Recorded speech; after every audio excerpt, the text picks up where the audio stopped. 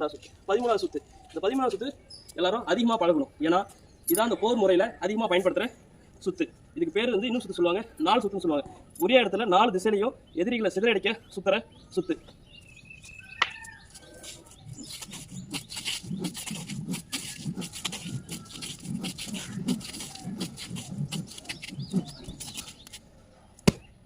இது 4 சுத்து. இது எதிரியை சிதறடிக்க பயன்படும். இது போர் முறையில் அதிகமாக பயன்படுத்துவாங்க. அடுத்தது தலைக்கு மேலே ஒரு சுற்றுறது. இது ஏறு வரிசையில் சுற்றுறது, அது இறங்கு வரிசையில். இந்த மாதிரி சுற்றுல அலங்கார விளையாட்டுக்குன்னு நிறையா சுற்றுகள் இருக்குது. ஒவ்வொரு பயிற்சியாளர்களுக்கும் ஏற்ற மாதிரி சுற்று நிறையா சேர்த்துக்கிட்டே போகலாம்.